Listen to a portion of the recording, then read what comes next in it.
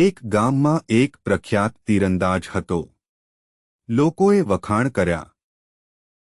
તેને તેઓએ કહ્યું કે તમે ક્યારેય લક્ષ્ય ચૂકશો નહીં. છોકરાએ પૂછ્યું. એક છોકરાએ શિકારીને, તીરંદાજને પૂછ્યું, તમે હંમેશા આખલાની આંખને કેવી રીતે મારશો? તીરંદાજે કહ્યું, પ્રથમ હું તીર મારું છું, પછી હું તેની આસપાસ વર્તુળ દોરું છું. આ રીતે હું ક્યારેય ખોટો નથી. તમારામાંના મોટા ભાગના આ જીવનમાં આવા છો. તમે પહેલા કોઈ પણ બકવાસ કરો.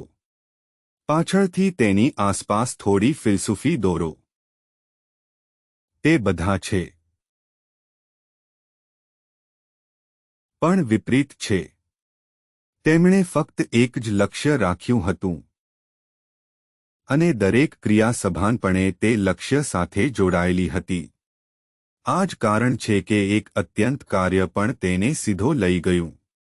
બીજી એક વાત સમજો. હવે હું વાર્તા આપું છું.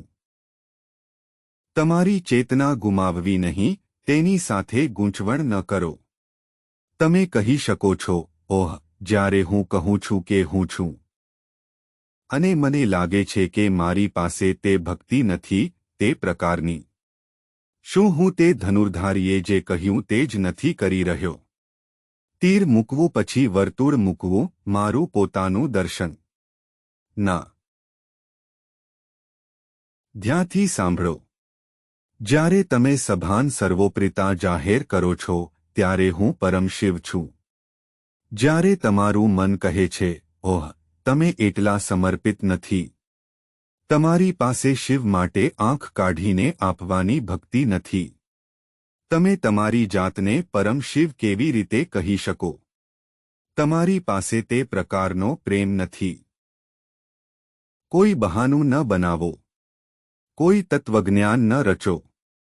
જવાબ આપવાનો પ્રયાસ ન કરો. તમારી પત્ની સાથે દલીલમાં ન પડો, ખાસ કરીને જ્યારે તેણી પાસે મહિનામાં 3 દિવસ હોય. તમારું મન બરાબર. તમારી પત્ની, ગર્લફ્રેન્ડ પણ નહીં. 3 દિવસના મૂડમાં હોવું.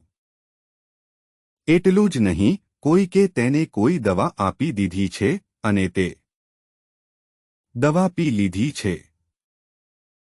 અને તે ઓફ મૂડમાં છે.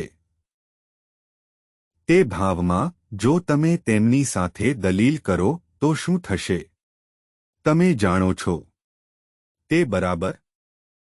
તમને શું થશે જો તમે ક્ષણભર પણ તમારા મનને સમજાવવાનો પ્રયાસ કરો અથવા તમારા મન સાથે દલીલ કરો અથવા કોઈ પણ દર્શન બનાવવાનો પ્રયાસ કરો?